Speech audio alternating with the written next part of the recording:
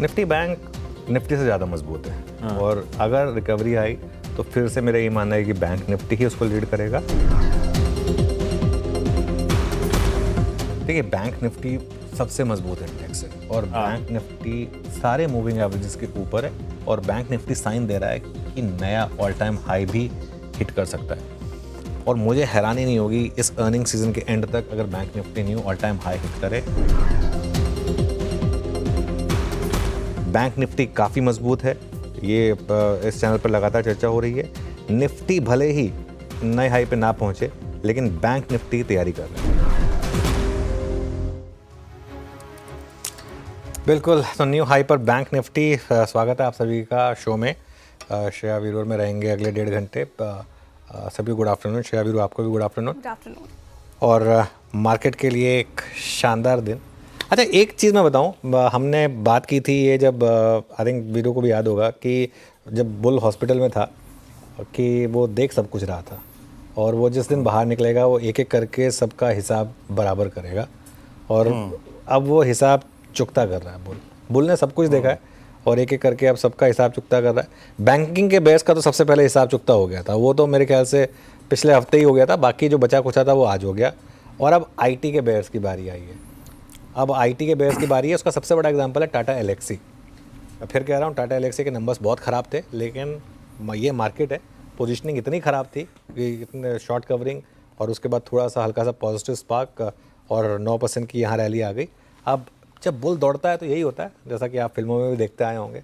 और rampaging bull के सामने कोई नहीं आना चाहता, शेर भी नहीं आना चाहता एक्चुअली। ये हालत होती है जब बुल इस तरीके से दौड़ता है। तो अब सवाल ये है कि कहाँ तक दौड़ेगा। फुल फोर्स में सारे इंजन फायर कर रहे हैं आज तो मार्केट के लिए।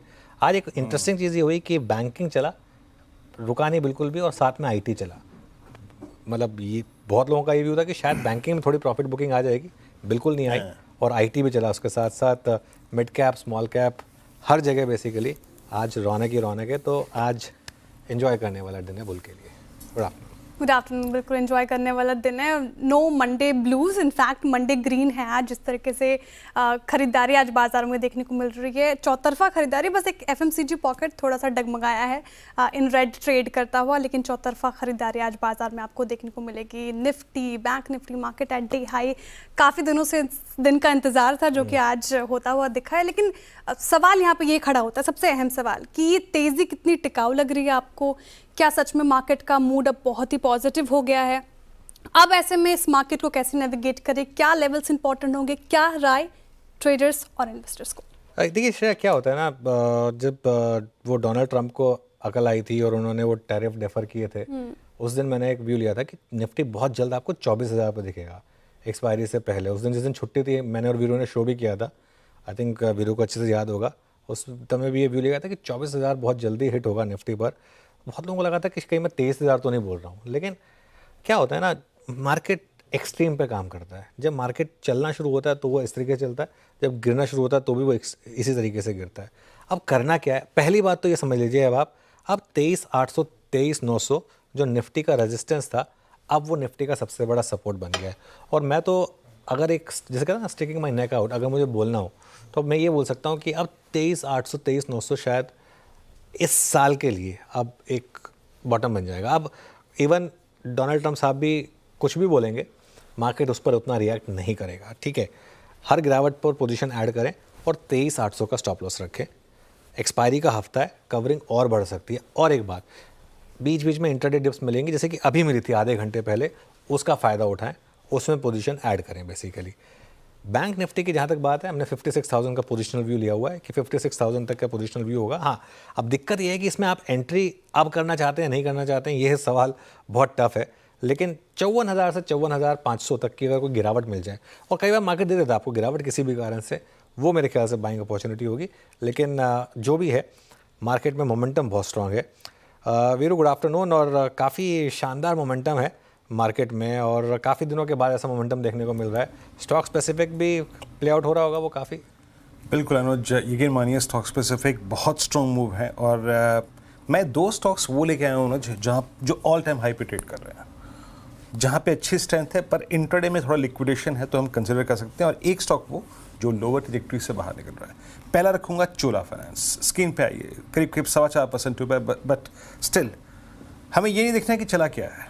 ये ऑलमोस्ट अब अपना 27 सितंबर का स्विंग हाई काटता हुआ, जरा प्लीज़ इसका OI देखिए एक बार। Closer to expiry 1654, previous swing high को सितंबर के टच करता हुआ और उसको क्रॉस करता हुआ। प्लीज़ ज़रा फ्यूचर्स का ओपन इंटरेस्ट रखिएगा। अच्छी बाइंग सुबह से, और ये चार्ट्स टिपिकली अगर आप देखें एक राउंडिंग बॉटम में कन्वर्ट हो चुका है। अनुज बहुत ही अच्छी शॉर्ट कवरिंग और fresh buying next month contract में। एक हो गया 1654 पे चोला फाइनेंस, दूसरा है BSC। इसने आज अपना 17 जनवरी से लेकर, इनफैक्ट ये CY25 के हाईएस्ट लेवल पे, आपकी स्क्रीन पे आप शॉर्ट कवरिंग देखिए, 10% OI शेड हुआ। मैं इनफैक्ट सुबह ये डेटा देखा था करीब 11 बजे से, चोला का और BSC का। अच्छी शॉर्ट कवरिंग, इंट्राडे में 6300 का हाई लगाया, थोड़ा सा लिक्विडेशन आया उसके बाद, लेकिन फिर जरा अगर आप इसके मई फ्यूचर्स को देखिए, ऑल टाइम हाई। ये दो स्टॉक्स शानदार स्टेट्स, चाहे वो ऑप्शंस हो, चाहे वो टेक्निकल्स हो, चाहे वो फ्यूचर्स के हों, या फिर नेक्स्ट मंथ की रीडिंग हो। और एक है आरती इंडस्ट्रीज, मतलब रिवर्सल जनरेट करने वाले पे दो स्टॉक्स हैं मेरे पास। एक आरती जिसने आज 50 डिमा के ऊपर सस्टेन करना शुरू कर दिया। Look at May futures, 5.5% buildup, lower trajectories में अच्छा एडिशन हुआ है यहाँ पर। एक ये और एक अशोक लेलैंड। यहाँ पर अशोक लेलैंड फाइनली, जैसे कि आप अनुज कह भी रहे थे सुबह कि it's time to focus on auto now. Ashok Leyland ने बहुत खूबसूरती से अपनी आज इस स्लोपिंग डाउनवर्ड चैनल के जो हाई ट्रैजेक्टरीज है उस स्लोपिंग डाउनवर्ड ट्रेंड लाइन की, उसको छुआ। मे फ्यूचर्स में बाइंग काफ़ी अच्छी खासी है। तो ये 4 स्टॉक्स, 2 BSC चोला स्ट्रॉन्ग, और रिवर्सल में आरती इंडस्ट्रीज और साथ ही साथ ऑटो। अनुज, ऑटो पे ही प्रश्न पूछता हूँ आपसे मैं। हम सुबह बात भी कर रहे थे इस बात को लेकर। देखिए IT में एक रिवर्सल है और बैंक्स चल चुके हैं, NBFCs चल चुके हैं। क्या ऑटो को थोड़ा सा देखना चाहिए इस वक्त, और ऑटो पे व्यू क्या आपका, क्योंकि ओवरसोल्ड स्पेस ये भी था।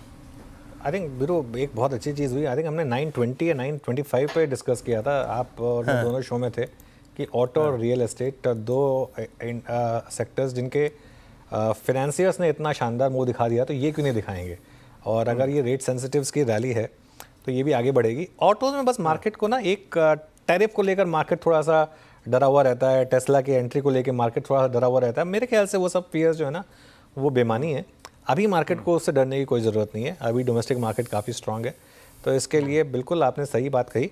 और ये दोनों रेट सेंसिटिव सेक्टर हैं, ऑटो और रियल एस्टेट। मैं दोनों को क्लब कर देता हूँ बार बार। मेरा ये मानना है कि यहाँ पर जगह काफ़ी है इसमें भी। लेकिन आप एक चीज़ नोटिस करें, इसमें आप रहें लेकिन लीडर्स के साथ, अच्छे स्टॉक्स के साथ, जैसे Eicher Motors, TVS motor, Mahindra and Mahindra. मेरे ख्याल से अभी बाकी फैसिनेशन से बचें आप। जो थोड़ी सी फैसिनेशन होती है ना किसी और स्टॉक में डालने की, उसके बजाय ये स्टॉक्स मेरे ख्याल से रिलेटिवली जो चार्ट पर भी स्ट्रांग हैं, बेसिकली जो लगातार 52 week high, life time high लगाते आए हैं, उन स्टॉक्स पर अपने आप को रिस्ट्रिक्टेड रखेंगे तो वो मेरे ख्याल से अच्छा करेगा। या तो फिर जैसे कि हीरो मोटोकॉर्प है, वहाँ पर थोड़ा सा रिस्क रिवॉर्ड क्योंकि वैल्यूएशन के हिसाब से ठीक ठाक है, वहाँ थोड़ा सा आप बाय कर सकते हैं। मेरे ख्याल से एक दो स्टॉक्स हैं जिनको मैं अभी भी थोड़ा सा कहूँगा कि बहुत ज़्यादा अग्रेसिव ना हो उनमें, जैसे मारुति हो गया या ओला हो गया। ये मुझे लग रहा है कि थोड़ा सा इनमें आप थोड़ा सा बचें, बट अदरवाइज मुझे लग रहा है कि यहाँ पर स्ट्रेंथ काफ़ी है। चलिए श्रेया के पास चलते हैं, आज के ट्रेंडिंग काउंटर्स जानते हैं और कार्यक्रम का क्रम भी समझेंगे। श्रेया जी, ट्रेंडिंग काउंटर्स लेंगे, लेकिन उससे पहले एक सवाल मेरा ये कि हालांकि हम थोड़ा डिस्कस भी कर रहे थे, IT में आज एक रिवर्सल देखने को मिल रहा है। लगभग ये पूरा इंडेक्स 2.5% से ज़्यादा उछलकर कारोबार कर रहा है। इन्फोसिस आप देख लीजिए रिजल्ट के बाद टॉप गेनर्स में, कोफोर्ज, एम्फेसिस, टेक महिंद्रा 0.6% करीब चढ़ गए। तो सवाल यहाँ पे ये, क्या IT का जो बुरा दौर था वो गुजर गया है, अब फेथ वापस से आता हुआ इस पर्टिकुलर इंडेक्स पर? नहीं, वो नहीं है। देखिए मैं आपको एक चीज़ एक्सप्लेन करता हूँ। मैं अभी भी एक चीज़ कहूँगा कि इन्फोसिस और टाटा LXC दोनों के नंबर्स ख़राब थे। आप जो मर्जी कह दें, लेकिन नंबर ख़राब थे। लेकिन यहाँ पे हर चीज़ नंबर की नहीं होती है, पोजीशनिंग की होती है। टाटा LXC आज सुबह मुझसे थोड़ा सा, मैं एक्चुअली सुबह इस चीज़ को सुबह नहीं नोट कर पाया था, बाद में मैंने नोटिस किया था कि टाटा LXC में 100 रुपये का डिस्काउंट चल रहा था फ्यूचर्स में, और पोजीशनिंग इसकी बहुत ख़राब थी। आप इसका 3 महीने का चार्ट देखिए टाटा LXC का, किस तरीके से मार्केट ने इसको पनिश कर दिया था। एक चीज़ और जो आज हमने सुबह डिस्कस करी थी, वो लार्ज कैप आईटी को लेकर दी कि इन्फोसिस, टीसीएस, इन सब स्टॉक्स में गिरावट नहीं है अब यहाँ से बहुत ज़्यादा, भले ही चले ना ये स्टॉक्स, चल गए वो अलग बात है। सुबह बात ये होती है कि गिरेंगे नहीं ज़्यादा, क्योंकि और कुछ नहीं तो डिविडेंड यील्ड ही आपके पास इतनी स्ट्रांग है, जैसे इन्फोसिस है, ये उस बात है कि गिरेगा नहीं। एडीआर भी गिरा था लेकिन पोस्ट मार्केट आवर में चल गया था वो।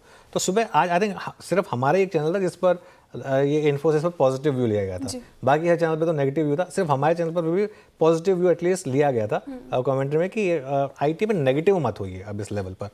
लेकिन शायद मैं एक चीज़ ज़रूर इसमें ऐड करूँगा, अभी भी इसमें कोई ऐसी चीज़ नहीं आई है कि आप जाके, जैसे आज फॉर एग्जांपल सब लॉक स्टॉक एंड बैरल सारे आईटी स्टॉक चल रहे हैं, beaten down IT stock सबसे ज़्यादा चल रहे हैं, जैसे कि अब कोफोज है, टाटा एलेक्सी खुद है, एम्फेसिस है, ये सब काफ़ी चल रहे हैं। हो सकता है काफ़ी हद तक इसमें शॉर्ट कवरिंग हो, लेकिन नंबर्स में ऐसा कुछ नहीं है जिसकी वजह से आपको कोई अग्रेसिव होकर बाइंग करने की ज़रूरत है। एज इन्वेस्टर अगर आप अगले 5-6 महीने में बाय करना चाहते हैं वो अलग बात है, लेकिन मुझे ये लग रहा है कि आगे जाते हुए अगर एक सेक्टर है जहाँ पे रैली के फेल होने का रिस्क होगा तो वो आईटी होगा। और मैं इसलिए कह रहा हूँ कि वो ट्रम्प के टैरिफ वगैरह का इम्पैक्ट है, रिसेशन का जो फियर का है वो है। प्लस आप एक और चीज़ नोटिस करिए, डॉलर रुपये की स्ट्रेंथ देखिए आप, पिछले क्वार्टर तक तो आप डॉलर रुपये की वीकनेस का एक टेलविंड दे रहे थे इनको, 88 तक पहुँच गया था डॉलर रुपये, अभी 85 पर आ गया। 3 महीने मतलब ये करेंसी की भी तो हेडविंड होगी ना, उसको इतना वो और उसको कोई कैप्चर ही नहीं कर पाएगा। तो इसके लिए ठीक है, आज शॉर्ट कवरिंग है, एंजॉय करिए उसको, हो सकता है कुछ और दिन भी शॉर्ट कवरिंग आगे बढ़े। लेकिन अगर आपको पोजिशनल ट्रेडर बनना है और उसमें अगर आपको स्ट्रेंथ ढूंढनी है तो वो आपको डोमेस्टिक इकोनॉमी वाले स्टॉक्स में मिलेगी, वो आपको बैंकिंग में मिलेगी, एनबीएफसी से मिलेगी, ऑटो में मिलेगी, रियल एस्टेट में मिलेगी, एफएमसीजी में मिलेगी। चलिए अब आगे बढ़ते हैं। बिल्कुल।